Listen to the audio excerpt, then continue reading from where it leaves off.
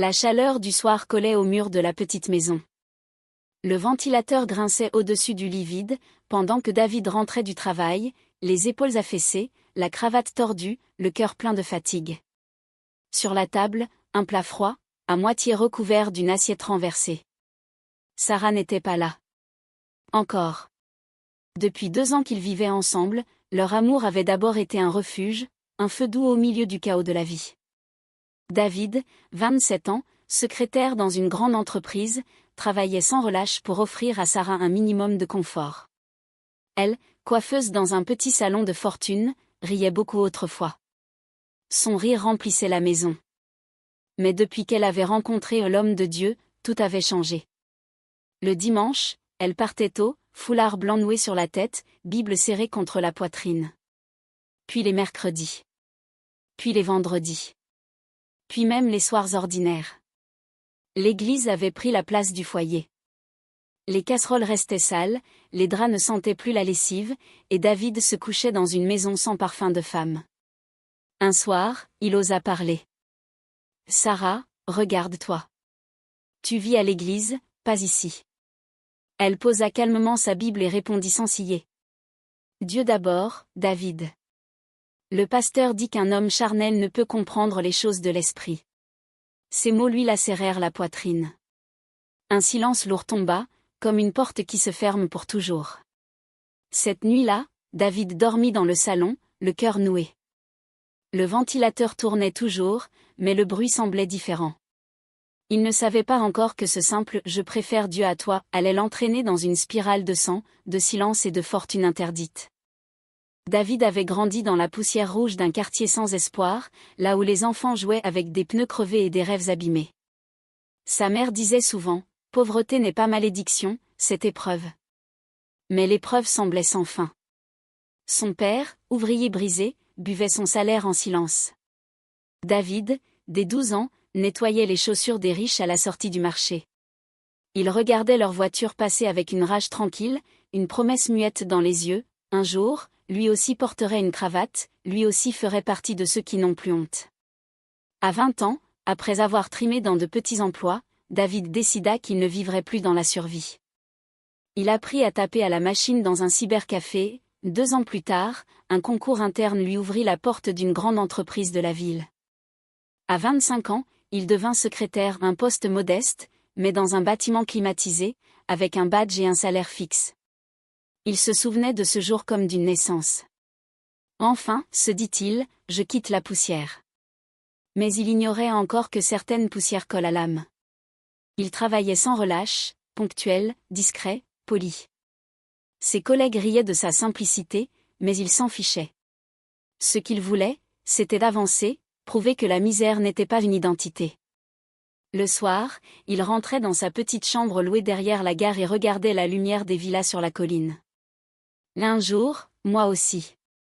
C'est dans ce quotidien gris qu'il rencontra Sarah, la coiffeuse du quartier voisin, toujours souriante, foulard fleuri sur la tête.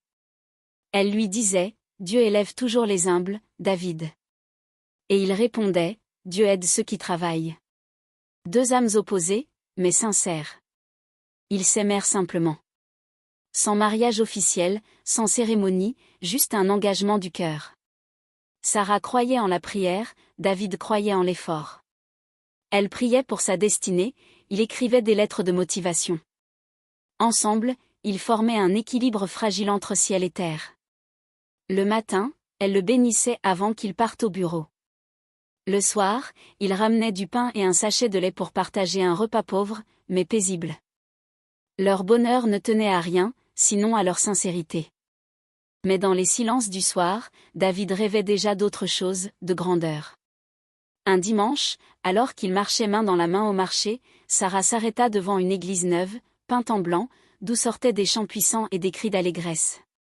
Les fidèles levaient les mains, en pleurs, comme touchés par une force invisible. Ses yeux brillèrent. « David, écoute, c'est là-bas que Dieu parle vraiment. » Il haussa les épaules, mi-amusé, mi-inquiet. Elle entra, attirée comme par une lumière qu'il ne voyait pas. Ce jour-là, sans le savoir, David perdit sa femme à une autre fois. Les semaines passaient, et Sarah n'était plus la même. Elle parlait moins de leurs projets et plus de l'œuvre de Dieu. Chaque soir, elle rentrait tard, le regard illuminé d'une ferveur que David ne comprenait pas. Le dimanche, elle partait avant le lever du soleil, châle blanc sur les épaules, Bible serrée contre sa poitrine. L'église devint son refuge, sa maison, son monde. Le pasteur l'avait remarqué, l'appelait souvent la servante zélée. Et dans le quartier, on commença à dire « Sarah, c'est une vraie femme de prière ». Mais à la maison, c'était une autre histoire. Un soir, David rentra et trouva la vaisselle entassée, les vêtements éparpillés, le repas oublié. Sarah priait, agenouillée, dans un coin du salon, yeux fermés, mains levées. Il la regarda longtemps, entre colère et tristesse. « Sarah, depuis que tu es dans cette église, tu oublies tout ici. Même ton mari. » Elle ouvrit les yeux lentement, comme quelqu'un qu'on arrache à un rêve. « David, tu ne comprends pas. Le pasteur dit que Dieu veut des femmes fortes, pas des femmes attachées aux choses de ce monde. » Et son ton avait changé, plus ferme, presque supérieur. David ne répondit pas. Il s'assit, prit sa tête entre ses mains. Il n'était pas jaloux, seulement effrayé. La Sarah douce qu'il aimait semblait disparaître sous une autre version d'elle-même, plus froide, plus distante, presque étrangère. Elle riait moins. Elle priait plus. Elle parlait comme le pasteur, avec les mêmes expressions, le charnel ne peut comprendre les choses de l'esprit. Chaque soir, il espérait qu'elle revienne à elle, qu'elle rie à nouveau, qu'elle sente encore son odeur dans ses bras. Mais peu à peu, la maison se remplissait de prières, et se vidait d'amour. Un soir, la tension éclata. David, épuisé, la confronta. « Sarah, je suis ton mari, pas ton ennemi. Je ne t'ai pas épousée pour te partager avec ton église. » Elle le fixa droit dans les yeux, sans trembler. « David, je préfère Dieu à toi. » Ces mots le transpercèrent. Il resta figé, la bouche ouverte, incapable de parler. Puis, d'une voix brisée. « Alors garde ton Dieu. Moi, je garde le silence. » Il prit un oreiller, marcha jusqu'au salon, et ferma la porte derrière lui. Cette nuit-là, le ventilateur tournait lentement, grinçant comme une plainte. Dans la chambre, Sarah priait à voix basse, murmurant des phrases étranges. « Seigneur, purifie ma maison de toute distraction. » Dans le salon, David fixait le plafond, les yeux pleins d'eau, incapable de dormir. Deux voix montaient dans la même maison, une prière et un soupir. Et entre les deux, un mur invisible venait de se dresser. Leur vie venait de se séparer l'une vers le ciel, l'autre vers la terre. Le pasteur était un homme respecté. Toujours vêtu d'un costume clair, Bible à la main, il parlait avec une voix grave qui imposait le silence. Dans le quartier, on disait qu'il voyait les choses cachées, qu'il avait l'œil de l'esprit. Sarah, fascinée, s'était mise à passer plus de temps à l'église qu'à la maison. Un jour, le pasteur l'appela. « Ma fille, tu as un cœur pur, viens m'aider à ranger la maison du Seigneur. » Elle obéit, flattée. Peu à peu, elle devint indispensable, présente à chaque prière, chaque réunion, chaque préparation. Le pasteur voyait tout. Et surtout, il voyait elle. Il commença à lui confier de petites choses, les clés du temple, les comptes, les tissus de l'autel. « Dieu t'a choisi, Sarah. Peu de femmes ont ton zèle. » Ces mots résonnaient comme une onction divine. Sarah rentrait tard, couverte de poussière mais pleine d'une étrange paix. À force de proximité, le pasteur apprit ses faiblesses, sa frustration, son mari distant, son désir de se sentir utile à Dieu. Un soir, seul avec elle dans le bureau de l'église, il posa sa main sur son épaule. « Tu mérites un Saint-Esprit spécial. » Elle frissonna. « Pasteur, que veux-vous dire ?» Son cœur battait vite. Elle sentait qu'il se passait quelque chose, mais la peur se mélangeait à la fois. Le pasteur ferma les yeux, parla lentement. Certains esprits ne se reçoivent pas par les mots, mais par la transmission spirituelle. Sarah tomba à genoux. Elle croyait sincèrement à une révélation divine. L'homme s'approcha, posa les mains sur sa tête, murmura des prières confuses. Ses mots devenaient flous, entre soupirs et phrases saintes. Sarah tremblait. Une chaleur étrange monta en elle. Le monde tournait. Et dans la confusion de cette pseudo-transe, la foi devint une arme contre son innocence. Le soir glissa dans une scène trouble. Les rideaux fermés, les prières se muèrent en murmures, les murmures en gestes. Le pasteur, d'une voix douce, répéta. « Ne crains rien, c'est le Saint-Esprit qui agit. » Sarah, perdue, ferma les yeux, croyant à une expérience céleste. Mais quand tout s'arrêta, le silence pesa comme une faute. Elle rouvrit les yeux, le visage trempé de larmes, incapable de comprendre ce qui venait de se passer. Le pasteur se détourna, remit sa veste, et dit seulement. « Ne dis rien. C'est entre toi et Dieu. » Dehors, la nuit était lourde, sans étoiles. Sarah marchait lentement vers la maison, la tête vide, le cœur tremblant. Chaque pas sonnait comme un écho coupable. Dans la rue, les lampadaires semblaient la juger. Arrivée devant sa porte, elle hésita à entrer. Ses mains tremblaient, son âme aussi. Elle s'assit sur le lit, fixa le vide, les yeux pleins d'eau. Cette nuit-là, elle ne pria pas. Et pour la première fois, elle sentit que Dieu se taisait. Depuis cette nuit-là, Sarah n'était plus tout à fait elle-même. Son regard fuyait, ses gestes étaient mécaniques. Elle parlait peu, priait encore, mais sans ferveur. David, lui, ne comprenait plus rien. Quand il la touchait, elle se crispait. Quand il lui parlait, elle répondait par des versets. Les repas se faisaient en silence, entre deux respirations mal coordonnées. La maison qui jadis respirait la paix était devenue une tombe où flottaient des prières sans âme. Une nuit, en l'observant dormir, David murmura pour lui-même. « Sarah, qu'est-ce que tu caches ?» Mais aucune réponse ne vint. Seulement le bruit du ventilateur. Les jours suivants, elle se montra de plus en plus nerveuse. À chaque coup de fil, elle sursautait. À chaque sonnerie d'église, son visage se figeait. Parfois, elle rentrait très tard, prétextant des réunions de femmes. David commença à remarquer les détails, l'odeur d'un parfum qu'elle ne portait pas avant, ses silences inhabituels, ses yeux rouges comme ceux d'une femme qui pleure. Mais il refusa d'écouter la voix intérieure qui murmurait l'inacceptable. Sarah ne ferait jamais ça, se disait-il. Elle aime Dieu, elle m'aime aussi. Et pourtant, quelque chose d'invisible s'effritait entre eux, lentement, sans bruit. Pour ne pas sombrer, David se jeta corps et âme dans le travail. Il arrivait tôt, partait tard, toujours le premier au bureau, le dernier à quitter l'immeuble. Le soir, il rentrait dans une maison éteinte, sans rire, sans odeur de nourriture, sans chaleur. Il mangeait seul, devant un poste de télévision muet. Les voisins murmuraient, « Sarah, on ne la voit plus, elle est devenue femme d'église. » David, lui, s'enferma dans le déni. Il préférait se dire qu'elle traversait juste une phase. Mais au fond de lui, un vide grandissait, un vide plus bruyant que les mots. Un soir, après une longue journée, il tenta encore de parler. « Sarah, dis-moi ce qui se passe. Tu es ici, mais ton cœur est ailleurs. » Elle répondit sans le regarder. « Tu es trop terrestre, David. Je vis pour Dieu maintenant. » Cette phrase, il l'avait déjà entendue, mais cette fois, elle sonna comme une sentence. Il hocha la tête, prit sa mallette, et dit calmement. « Alors moi, je vivrai pour le travail. » Il quitta la maison en silence, laissant derrière lui une femme qui priait à genoux, les yeux vides. Les jours devinrent des semaines, puis des mois. Leur amour n'était plus qu'une ombre sur le mur. Mais un matin, au bureau, alors qu'il classait des dossiers, une main se posa sur son épaule. C'était le directeur. « David, j'ai quelque chose d'important à te dire. Une opportunité, qui pourrait changer ta vie. » Ces mots résonnèrent dans sa tête comme un coup de tonnerre.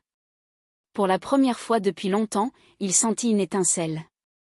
Il ignorait que cette opportunité serait le début d'un pacte dont le prix dépasserait l'imagination. Ce matin-là, l'air au bureau semblait différent. L'ambiance, d'habitude monotone, vibrait d'une excitation étrange. David classait des dossiers quand la secrétaire du directeur s'approcha. « Monsieur David, le directeur veut vous voir tout de suite. » Son cœur s'accéléra. En montant les escaliers, il se demanda s'il avait fait une erreur, oublié une tâche, mal rédigé un rapport. Mais en entrant, le directeur se leva, grand sourire aux lèvres. Monsieur David, asseyez-vous. Vous êtes un exemple pour cette entreprise.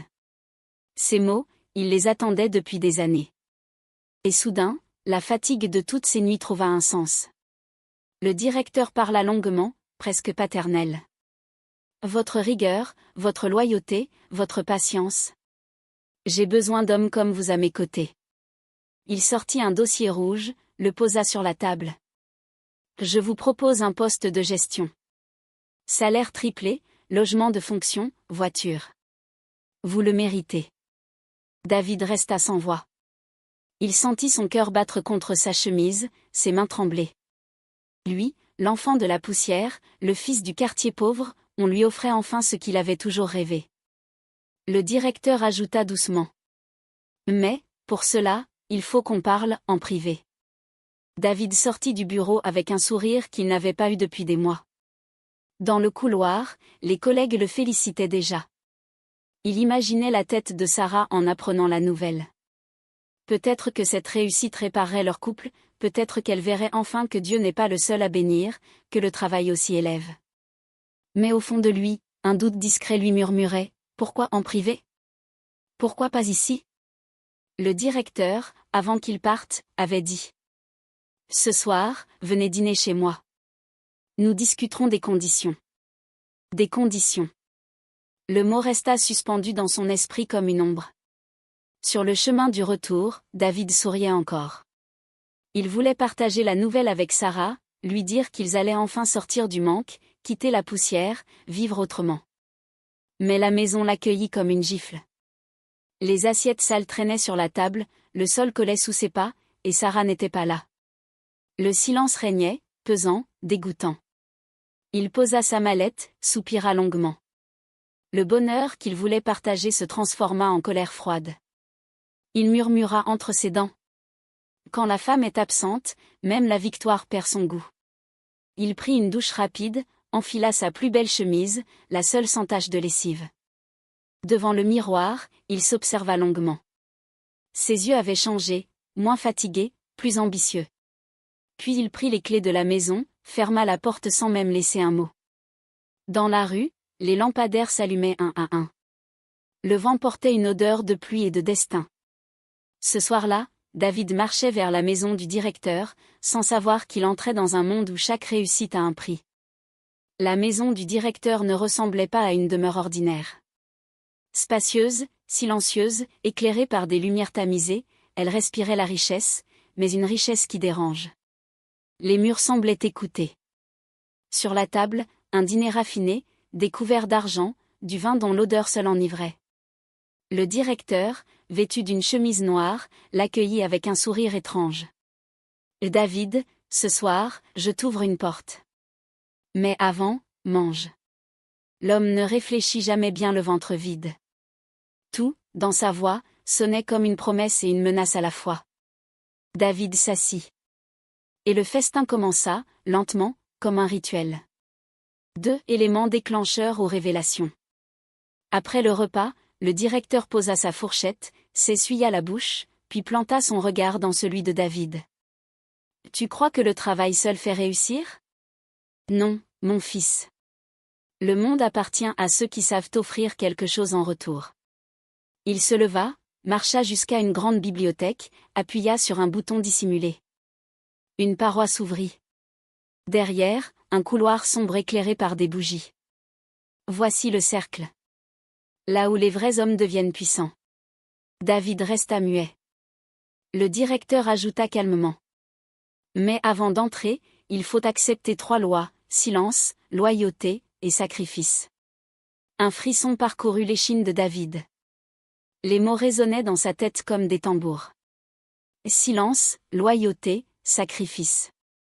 Tout en lui criait de partir, mais la pensée de Sarah, de leur maison sale, de son mépris quotidien, ralluma quelque chose, une colère ancienne, une blessure d'orgueil.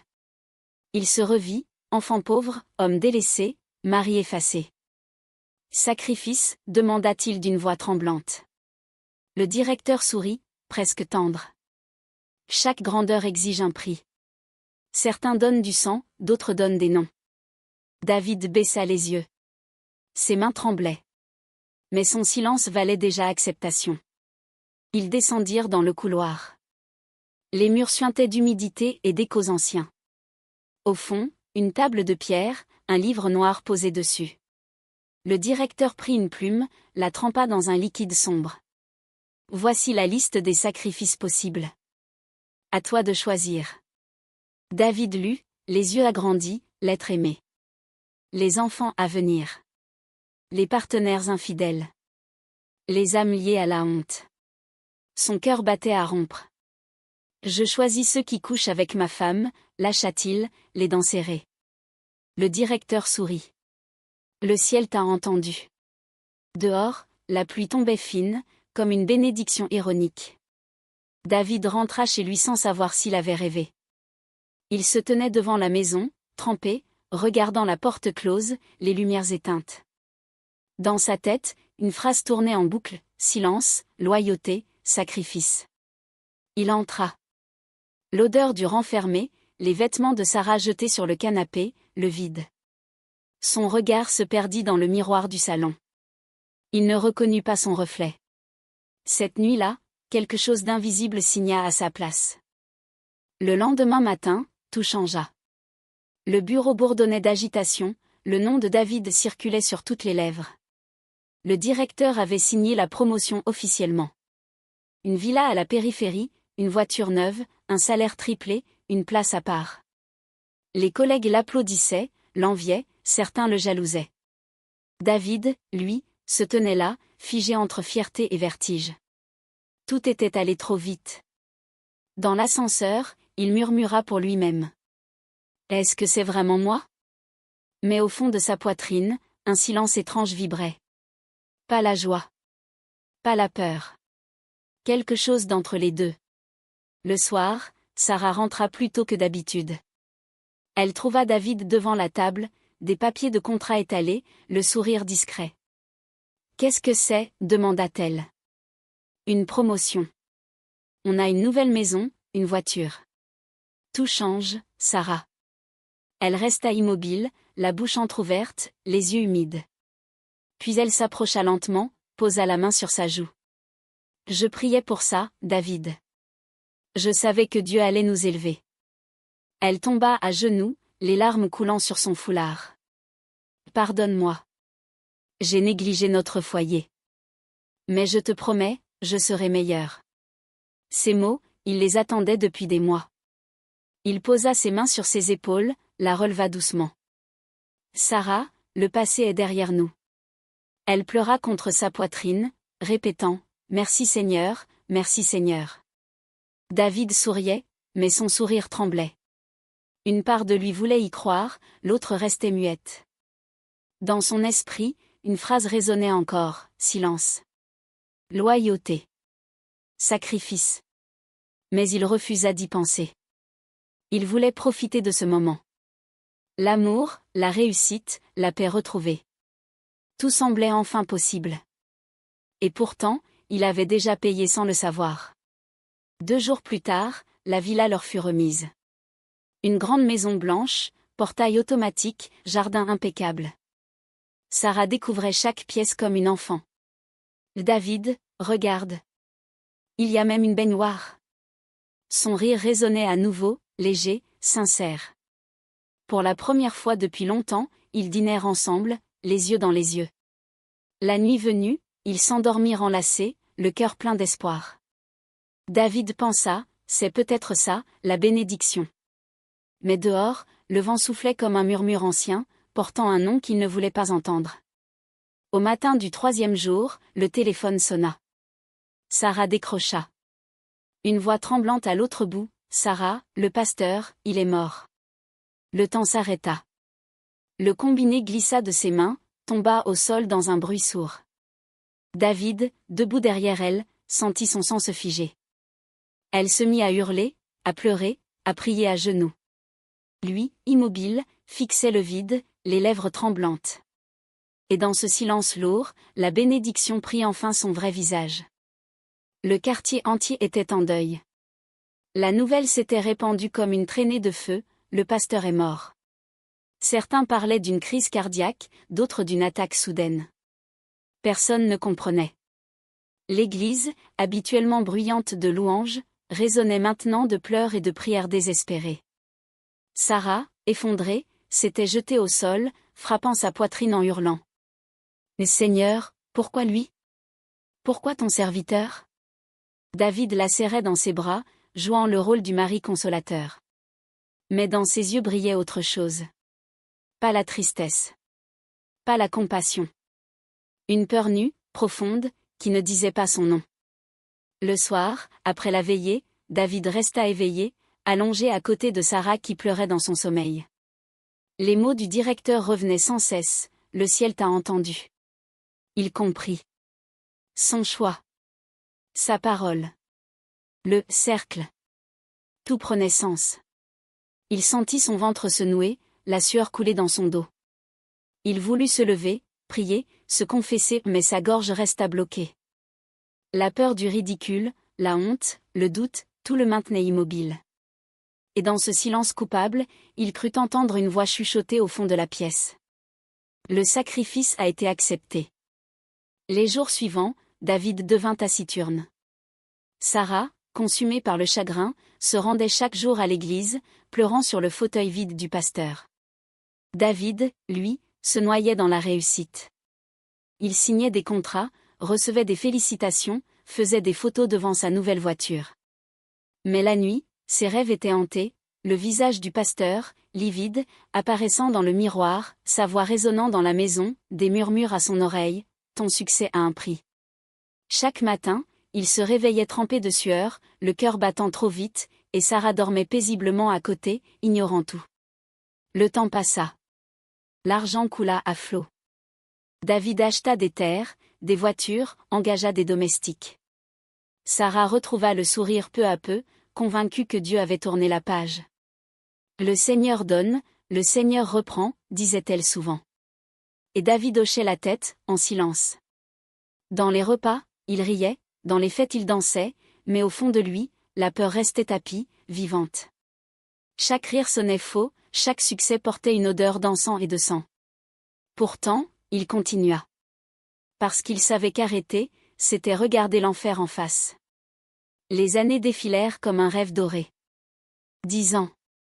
10 années de richesse, de voyages, de sourires publics et de silences intérieurs. Sarah rayonnait dans les églises, femme d'un homme béni, modèle de réussite. David, lui, vieillissait vite.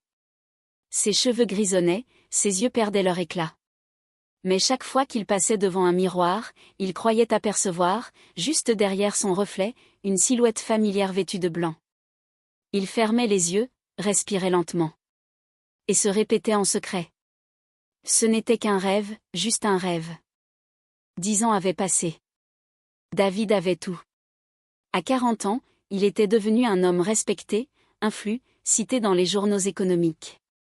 Sa villa surplombait la ville, son entreprise prospérait, et les hommes qu'il craignait autrefois venaient désormais lui demander conseil. Chaque matin, il se levait face à un miroir où la réussite se reflétait sous forme de cravate et de montre en or. Mais sous cette image lisse, un vide s'étendait. Les rires de Sarah, les prières du soir, les gestes tendres, tout s'était dissous dans la routine du luxe. Et parfois, au milieu du silence, il se surprenait à entendre des chants d'église, lointains. Sarah, elle aussi, avait changé. Toujours pieuse, mais différente. Elle priait plus, parlait moins. Souvent, elle se réveillait en sursaut la nuit, la main sur la poitrine, chuchotant le nom du pasteur disparu. Son regard se perdait dans le vide, et lorsqu'elle priait, on aurait dit qu'elle cherchait le pardon de quelqu'un d'autre. David l'observait, sans poser de questions. Il savait qu'ils vivaient tous deux dans le mensonge, chacun avec sa version de la vérité. Mais un soir, alors qu'il rangeait des documents, la sonnette retentit. Quand il ouvrit la porte, son souffle se coupa. Devant lui, le directeur se tenait, souriant, inchangé. Le directeur entra sans être invité, comme s'il avait toujours eu sa place ici. 10 ans déjà, David. Tu as bien prospéré. Ces mots, prononcés calmement, eurent l'effet d'une lame. David voulut répondre, mais sa gorge se serra. Le directeur s'installa dans le canapé, observant la maison avec un rictus satisfait. Tu n'as rien perdu de ton efficacité. Mais dans notre cercle, rien ne dure sans renouvellement. Le mot « renouvellement » tomba comme un coup près. David sentit ses mains devenir moites. Le silence s'installa, lourd, suffocant. Puis la voix du directeur reprit, douce mais implacable. Il est temps de parler du nouveau pacte. David resta figé. Son esprit s'embrouillait. Le directeur parlait avec lenteur, chaque mot pesait comme une prière inversée. Tout ce que tu possèdes dépend d'un équilibre, David. 10 ans de gloire, c'est déjà beaucoup. Si tu veux que cela continue, il faut donner à nouveau. Pas de panique, je t'expliquerai. David hocha la tête mécaniquement, comme un homme qui comprend sans vouloir comprendre. Le directeur sourit, posa une main froide sur son épaule. Prépare-toi. Le cercle ne laisse personne s'endormir dans le confort. Puis il se leva, marcha vers la porte et ajouta, sans se retourner. Tu sais comment me joindre. Quand la porte se referma, David resta immobile, les yeux perdus dans le vide. Le souffle court, la chemise collée à la peau. Au loin, Sarah priait à voix haute, répétant, « Seigneur, protège-nous du mal invisible. » Ces mots le frappèrent en plein cœur. Il comprit qu'elle sentait, elle aussi, quelque chose revenir. Il s'assit sur le canapé, les mains tremblantes, fixant la trace de vin laissée par le directeur sur le verre. La tache formait un cercle rouge, parfait, presque vivant. Et dans sa tête, une seule pensée tournait.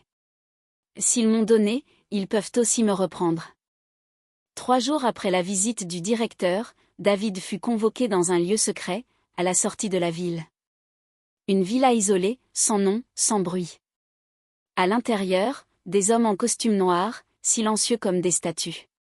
Le directeur l'attendait, assis au bout d'une longue table, le regard fixe. « David, tu sais pourquoi tu es là. » Sa voix résonna dans la pièce comme une prière inversée. 10 ans de gloire. 10 ans de silence. C'est le moment d'offrir à nouveau. David sentit la sueur couler le long de son dos. Le mot « offrir » sonnait cette fois comme une condamnation.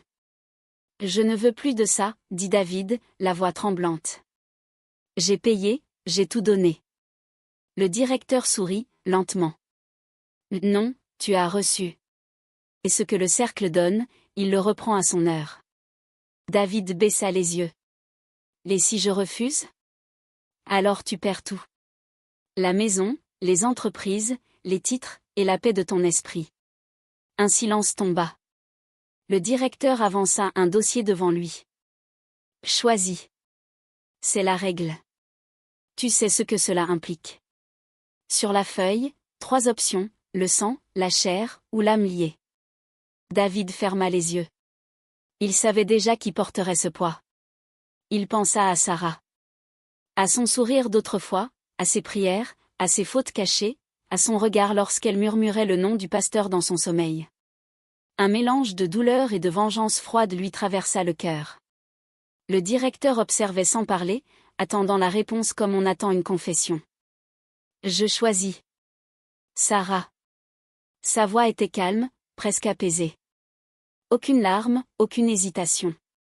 Le directeur hocha lentement la tête. Décision acceptée. Le cercle prend note. Une bougie s'éteignit. Dans la pénombre, David sentit un frisson glacial le traverser, comme si son âme venait d'être signée à nouveau. Les jours suivants furent étrangement paisibles. Sarah riait, priait, préparait des repas comme avant. David l'observait en silence, chaque geste gravé dans sa mémoire. Un soir, elle dit en souriant. « Tu sembles soucieux, David. » Il répondit doucement. « Non, je te regarde vivre. » C'est tout. Elle ne comprit pas. Cette même nuit, Sarah se réveilla en sueur, tremblante, respirant difficilement. Son corps brûlait, sa peau pâlissait. Le lendemain, la fièvre monta sans explication.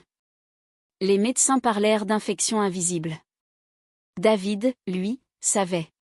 Et pour la première fois depuis 10 ans, il pria. Mais trop tard.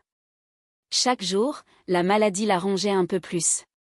Ses yeux perdaient leur éclat, sa voix devenait un murmure. Elle ne cessait de répéter, « Seigneur, ne me laisse pas partir ainsi. » David restait à son chevet, silencieux, la main sur la sienne. Il n'y avait plus de colère, plus d'amour, seulement un vide résigné. Le soir, il entendit le vent frapper les vitres. Un vent lourd, ancien, familier. Et dans ce souffle invisible, il crut percevoir une voix. Le prix du silence se paie toujours, en silence. Les jours s'étaient transformés en nuits interminables. Sarah ne quittait plus le lit. Son corps s'était amaigri, ses lèvres craquelaient, sa peau moite et froide à la fois. Par moments, elle murmurait des prières confuses, les yeux révulsés, comme si elle voyait au-delà des murs. « Seigneur, ne me laisse pas dans l'ombre, ne me laisse pas avec lui. » David restait assis à ses côtés, les traits tirés, les mains jointes. Il voulait croire que ce n'était qu'une fièvre passagère. Mais chaque respiration de Sarah sonnait comme une pendule qui compte les secondes d'une vie qui s'éteint lentement. Les crises se succédaient. Parfois, elle se redressait brusquement, regardant un point invisible dans la pièce. « Tu le vois, toi aussi ?» chuchotait-elle. « Il est là, il me regarde. » David tournait la tête, le cœur battant, mais ne voyait rien.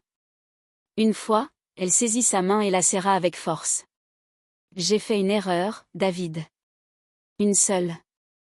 J'ai voulu être plus proche de Dieu, mais j'ai touché à ce qui n'était pas à moi. » Ces mots flottaient dans la pièce, lourds et tremblants. David sentit le sol se dérober sous lui. Il savait. Il n'avait plus besoin de preuves. Un mélange de colère, de tristesse et de honte envahit David. Tout se replaçait dans sa mémoire, les nuits de prière, les absences, le regard du pasteur, la mort subite. La vérité se dévoilait enfin, mais trop tard. Il voulut crier, l'accuser, lui dire qu'il savait. Mais sa gorge se ferma. Ce n'était plus le moment de juger, seulement d'attendre la fin. Sarah pleurait faiblement, les doigts tremblants. « J'ai voulu être sainte, David, et je suis devenue esclave. Pardonne-moi. » Il lui caressa les cheveux, les yeux humides, et murmura. « Repose-toi. Dieu t'entend. » Mais il savait qu'aucun des deux n'était encore pardonné. La nuit tomba, lourde et étouffante. Sarah délirait. Elle parlait à voix basse, appelait le pasteur, invoquait Dieu, demandait de l'eau, puis du feu. Parfois, elle riait, parfois elle criait. David restait là, prisonnier entre compassion et damnation. Il aurait voulu appeler un médecin, mais à quoi bon? Il avait signé son sort. Alors il resta, témoin silencieux de sa lente disparition, fixant ses lèvres qui répétaient. « Je vois la lumière, David. Je la vois. » Mais dans ses yeux, il n'y avait pas de lumière. Seulement la peur de mourir dans le mensonge. Au petit matin, Sarah s'apaisa. Son souffle était faible, mais calme. Elle tourna la tête vers lui, esquissa un sourire presque céleste. « Merci d'être resté, » murmura-t-elle. Il hocha la tête, incapable de parler. Il aurait voulu dire qu'il l'aimait encore, qu'il regrettait, mais les mots restèrent coincés dans son cœur. Une larme glissa sur sa joue, silencieuse. Au loin, un coq chanta, annonçant l'aube. David ferma les yeux, priant sans savoir à qui. Et dans ce murmure d'aube, la mort s'approchait doucement du lit. Le matin suivant, la maison baignait dans une lumière étrange. Sarah reposait sur le lit, les yeux mi-clos, respirant à peine. Une paix surnaturelle enveloppait la chambre. David était assis à côté d'elle, immobile, les mains croisées. Il n'y eut ni cri, ni convulsion. Juste un dernier souffle, doux comme une prière, un murmure à peine audible. « Seigneur, pardonne-nous. » Puis le silence. Un silence si pur qu'il en devint terrifiant. David ferma ses paupières du bout des doigts, le cœur vide. Aucune larme. Aucune parole. Juste un long soupir qui ressemblait à un adieu. Les jours suivants furent un théâtre d'hypocrisie.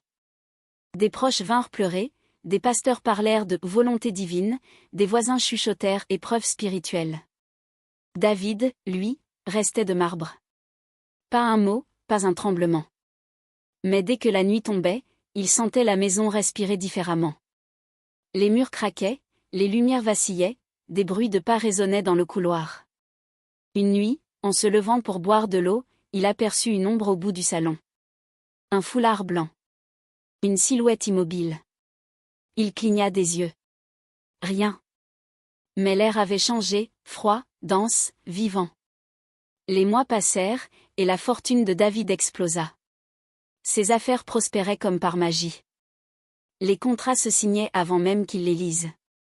Les banques le courtisaient, les hommes le saluaient. Il devint immensément riche, respecté, craint. Mais chaque réussite ramenait une ombre. Dans ses rêves, il revoyait Sarah, vêtue de blanc, assise au bord du lit, le regard triste. Parfois, le pasteur se tenait derrière elle, silencieux. Leur présence n'était pas violente, elle était pire, patiente. Une attente invisible, suspendue entre le remords et la justice. David se réveillait chaque fois trempé de sueur, criant dans le vide. Pour échapper à ses visions, il se plongea dans le mouvement. Voyages, fêtes, affaires, rencontres. Il achetait tout ce qu'il pouvait acheter, mais rien n'effaçait l'odeur du passé. Chaque nouvelle maison semblait hantée du même souffle, chaque miroir reflétait plus que son visage. Un soir, en pleine réunion, il crut entendre une voix derrière lui. « David !» Il se retourna brusquement, mais la salle était vide. Il comprit alors qu'on ne fuit pas ce qu'on porte en soi. Et pour la première fois depuis longtemps, il eut peur de dormir. Car chaque nuit devenait un jugement. Il passa des heures à fixer la fenêtre, attendant que le sommeil vienne. Mais le sommeil n'osait plus approcher de cet homme sans repos. Au fond de la maison, l'horloge sonnait lentement. Chaque battement semblait dire « c'est ton tour ». David se leva, ouvrit les rideaux. Le ciel était noir, sans lune. Et dans le reflet de la vitre, deux visages se tenaient derrière le sien. Sarah et le pasteur. Leurs yeux ne brillaient pas de haine, mais de vérité. David ferma les siens. Et décida que demain, il devait fuir, même s'il ne savait plus où. 2 ans après la mort de Sarah, David s'était reconstruit, du moins, c'est ce qu'il laissait croire. Il s'était remarié avec Amina, une jeune femme d'une beauté calme, venue d'un autre pays. Douce, respectueuse, pleine de tendresse, elle lui redonna goût à la vie. La maison retrouva des rires, des parfums, des repas partagés. David souriait à nouveau, et les journaux parlaient de renaissance miraculeuse. Il avait même eu 2 enfants, et la villa vibrait désormais de cris et de jeux. Mais derrière chaque sourire, un silence demeurait. Un silence que seul lui entendait encore respirer la nuit. Tout semblait parfait, jusqu'à ce que les cauchemars reviennent. Des nuits entières, David se réveillait en sursaut, haletant, certain d'avoir entendu des pas dans le couloir. Parfois, une voix murmurait son nom, très lentement. David. Il se levait, allumait toutes les lumières, fouillait chaque pièce, mais il ne trouvait rien. Une autre nuit, alors qu'il dormait à côté d'Amina, il sentit un souffle froid sur son visage. Il ouvrit les yeux. Le plafond semblait onduler comme une eau noire. Et dans cette obscurité mouvante, 2 silhouettes flottaient, immobiles. Lui, le pasteur. Elle, Sarah. Regardant, sans parler. Les jours suivants, David tenta d'ignorer ses visions. Il se réfugia dans le travail, dans les voyages, dans les affaires. Amina remarqua son trouble. « Tu fais des cauchemars ? » ?»« Ce ne sont que des souvenirs, mentit-il. Mais la maison, elle, ne mentait pas. Un cadre tombait tout seul. Une horloge s'arrêtait toujours à la même heure. Des bougies s'éteignaient sans vent. Les domestiques murmuraient que la villa était visitée. Un soir, alors qu'il rentrait tard, il trouva sur la table du salon une Bible ouverte à une page marquée d'une tache rouge. Le verset disait « Le sang parle plus fort que la bénédiction ». David décida d'appeler un pasteur pour prier dans la maison. Mais à peine l'homme entra, il sentit l'air changer. Le pasteur ferma les yeux, se mit à prier, puis s'arrêta brusquement. « Cette maison porte une dette, monsieur David. Quelqu'un réclame encore justice. » David pâlit. « Qui ?» Le pasteur le fixa longuement, puis répondit d'une voix grave. « 2 âmes liées à ta gloire. » Le soir même, il remercia le pasteur, le paya gracieusement, et ne le revit jamais. Cette nuit-là, il dormit assis, la lampe allumée, craignant que l'obscurité vienne réclamer son dû. Au petit matin, Amina trouva son mari dehors, assis sur les marches, la tête entre les mains. Le soleil se levait lentement sur la ville dorée, mais son visage restait éteint. Il avait tout, femme, enfant, fortune, respect. Mais dans son cœur, c'était le désert. Ses yeux fixaient la pelouse encore humide, où 2 traces de pas s'enfonçaient dans la terre fraîche. Amina les vit aussi, mais n'osa rien dire. Et quand elle rentra dans la maison, un bruit sec retentit dans le salon. Le miroir venait de se fendre tout seul.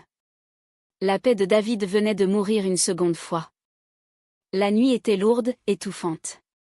David n'avait pas fermé l'œil depuis 3 jours. Assis dans son bureau, une coupe de vin à la main, il fixait les flammes de la cheminée comme si elles pouvaient lui parler. Un grincement le fit sursauter. La porte du salon s'ouvrit lentement, sans bruit de pas. Le directeur entra, vêtu de noir, le visage plus pâle, plus figé qu'autrefois. Il n'avait pas vieilli. Ses yeux, eux, semblaient morts. « Bonsoir, David. » Disant encore, « Et nous revoilà. » Sa voix résonna dans la pièce comme un vent venu d'un autre monde. David se leva, nerveux, le souffle court. « Je ne veux plus de vos affaires. Je veux la paix, vous entendez ?» Le directeur esquissa un sourire glacé. La paix n'existe pas pour ceux qui ont mangé à la table du cercle. Chaque gloire réclame son dû. Il posa sur le bureau une enveloppe scellée de cire. Le prochain sacrifice est écrit. Lis, signe, et tout continuera. David recula d'un pas, secouant la tête. Non. Pas cette fois. Le directeur pencha légèrement la tête, sans émotion. Alors tu choisis la chute. C'est respectable. Et il tourna les talons, lentement, sans bruit. Quand la porte se referma, David sentit un froid envahir la pièce. Le vin dans son verre devint noir, épais. Les lampes clignotèrent. Sur le bureau, l'enveloppe se mit à trembler. Il voulut la brûler, mais sa main refusa d'avancer. Un vent invisible souffla, faisant tomber les cadres de sa famille. Dans un frisson, il comprit, le cercle ne demande pas la permission, il prend. Il se mit à rire nerveusement, un rire cassé, douloureux. Puis soudain, il cria. « Vous m'avez eu une fois, pas 2. » Mais au fond de la pièce, une voix répondit calmement. « 2 fois déjà. » Dès le lendemain, tout commença à s'effondrer. Des contrats rompus, des comptes gelés, des associés qui disparaissaient. Les journaux parlaient de détournement, des irrégularités, de trahison. Ses amis se taisaient, ses partenaires le fuyaient. Les employés murmuraient, « Quelque chose ne va pas chez le patron. » Même Amina sentit la peur l'envahir. David s'enferma dans son bureau, les yeux rouges, les mains tremblantes, répétant. « Ils veulent me détruire. » Mais au fond, il savait. Ce n'était pas eux. C'étaient eux, les invisibles, les silencieux, ceux qui l'avaient livré. Et leur retour n'avait rien d'humain. Les jours suivants, David perdit le sommeil, l'appétit, puis la raison. Son reflet dans le miroir semblait le fixer d'un autre regard. Il entendait des murmures la nuit, des pas dans l'escalier, des prières récitées à l'envers. Le directeur ne revint plus. Mais son ombre restait accrochée au mur. Un soir, il monta sur la terrasse et contempla la ville illuminée. Ses yeux brillèrent d'un éclat fou. Ils veulent ma chute, mais je ne tomberai pas seul. Puis il rit, longuement, d'un rire que même le vent refusa d'emporter. Et cette nuit-là, quelque chose en lui se fissura pour toujours. Tout s'écroulait. Les journaux, autrefois pleins de son nom, ne parlaient plus que de ses échecs. Les associés prenaient leur distance, les amis coupaient les ponts, les employés murmuraient qu'il avait perdu la tête. Les comptes bancaires fondaient comme neige au soleil. Chaque nuit, David rêvait des mêmes visages, Sarah, le pasteur, le directeur tournant autour de lui dans un cercle de feu, récitant des prières qu'il ne comprenait plus. Il se réveillait en sueur, le souffle coupé, hurlant seul dans son lit immense. La richesse restait là, mais l'abondance avait perdu tout parfum. Elle ne nourrissait plus rien. Un matin, il se leva sans but. La ville apparaissait vide, glaciale, étrangère. Les domestiques étaient partis depuis longtemps. Il marcha lentement dans le salon, effleurant les meubles luxueux, se demandant pourquoi tout semblait soudain inutile. Sur la table, un vieux cadre attira son attention, lui et Sarah, souriants, pauvres, sincères. Un pincement au cœur. Puis un murmure intérieur, et si tout cela n'avait jamais eu de valeur? Il tomba à genoux, les mains jointes, balbutiant une prière maladroite. « Seigneur, si tu m'entends encore, montre-moi où est la sortie. » Mais le silence répondit. Le même silence qu'autrefois. Les jours suivants, il erra comme un fantôme dans sa propre vie. Il refusa les appels, les réunions, les invitations. Il restait des heures dans le jardin, fixant le vide. Le soleil, pourtant éclatant, ne réchauffait plus rien en lui. Un soir, il décida de sortir. Il marcha longtemps, sans direction, jusqu'à se retrouver dans une rue oubliée, poussiéreuse. Là, au détour d'un virage, il aperçut une silhouette familière, la petite église du quartier, fermée depuis des années. Le portail rouillé, les murs fissurés, mais la croix tenait encore debout. Ses jambes tremblèrent. Il s'approcha, lentement. Il poussa la porte grinçante. L'intérieur sentait la poussière, le bois mort et la cire éteinte. Le banc où Sarah priait autrefois était encore là. Il s'assit, posa les coudes sur ses genoux, baissa la tête. Les souvenirs revinrent, leurs débuts, leurs promesses, leurs blessures. Et au centre de tout, le visage du pasteur, celui qui l'avait livré sans le savoir. Les larmes montèrent enfin, silencieuses, brûlantes. Il murmura. « J'ai tout eu, mais j'ai tout détruit. » Le vent entra doucement par la fenêtre brisée. Une page de Bible tomba à ses pieds. Il la ramassa. Le verset disait. Celui qui bâtit sans lumière travaille pour sa tombe. David resta assis longtemps, les yeux fixés sur la croix effritée. Le monde semblait s'être arrêté autour de lui. Pas de bruit, pas de voix, juste un battement de cœur solitaire, celui d'un homme qui comprend trop tard. Il ferma les yeux, posa sa main sur le banc, là où Sarah s'agenouillait jadis. Un frisson le traversa, comme si une présence invisible le frôlait. Dans le silence, il murmura. « Je sais maintenant ce que coûte la lumière, quand on la cherche dans l'ombre. » Et à ce moment précis, il sut. La fin approchait. La nuit était tombée sur la ville, paisible et lourde à la fois. Dans sa villa silencieuse, David s'assit dans son bureau, une bougie allumée devant lui. Sur la table, la vieille Bible de Sarah, usée, tachée de larmes anciennes. Il la feuilleta lentement, les doigts tremblants. Dehors, la pluie commençait à tomber, fine, régulière, comme une bénédiction qui vient trop tard. Ses yeux se fermaient malgré lui. La fatigue du corps, la lassitude de l'âme. Dans le silence, il murmura une dernière prière. Si le pardon existe encore, qu'il me trouve avant le matin. Puis il s'endormit, le cœur apaisé. Le rêve fut clair, limpide. David se tenait dans une plaine blanche, sans horizon, sans bruit. Au loin, deux silhouettes s'approchaient lentement. C'étaient eux, Sarah et le pasteur. Leur visage n'était ni en colère, ni triste. Juste calme, lumineux. Sarah tendit la main, un léger sourire aux lèvres. « Viens, David. Ce que tu cherches n'est plus ici. » Le pasteur ajouta d'une voix douce. « Tu as payé le prix. Maintenant, repose-toi. » David sentit ses genoux céder. Une larme coula sur sa joue. Et quand leurs mains se touchèrent, la lumière l'enveloppa entièrement. Dans son sommeil, son corps se détendit. Ses traits, souvent crispés par l'angoisse, s'adoucirent. Ses lèvres esquissèrent un léger sourire, presque celui du jeune homme qu'il avait été, avant la gloire, avant la chute. Le vent souffla doucement à travers la fenêtre entr'ouverte, faisant vaciller la flamme de la bougie. La pluie s'intensifia, comme pour accompagner une âme en voyage. Et dans le silence de la maison, un bruit léger se fit entendre. Le souffle de David, qui s'éteignait. Aucune lutte. Aucune peur. Juste une paix silencieuse, celle que le monde ne donne pas. Le lendemain matin, la ville s'éveilla au tumulte des journaux et des téléphones. Les gros titres s'étalaient. Mort soudaine de David M., magnate de la finance. Les médias parlaient d'un arrêt cardiaque, d'un homme d'influence parti trop tôt. Les voisins se rassemblaient devant la villa, curieux, choqués. Dans le bureau, la bougie s'était consumée entièrement. Sur le bureau, ouverte, la Bible reposait à une page unique, comme guidée par une main invisible.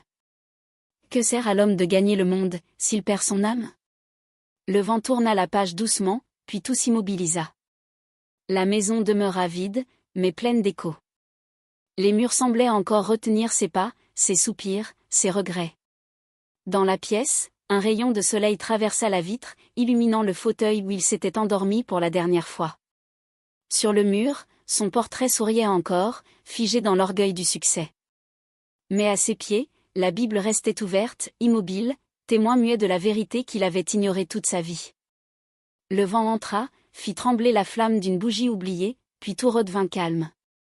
Et dans ce calme absolu, Dieu semblait enfin parler par le silence. La mort de David ne fit pas grand bruit longtemps. Quelques semaines plus tard, un autre nom prit sa place à la une des journaux, un autre homme d'affaires, une autre gloire. Ainsi vont les royaumes terrestres, ils se construisent sur des promesses éphémères, puis s'effondrent dans l'oubli. Mais dans le silence de cette villa désormais abandonnée, quelque chose restait suspendu. Un parfum d'encens, une présence invisible, un écho que même le vent n'effaçait pas. Certains disent que la nuit, on entend encore le grincement du fauteuil du bureau, comme si quelqu'un y méditait encore. D'autres jurent avoir vu la lumière d'une bougie vaciller, là où son âme avait quitté ce monde. Mais peut-être n'est-ce qu'une illusion, ou un avertissement.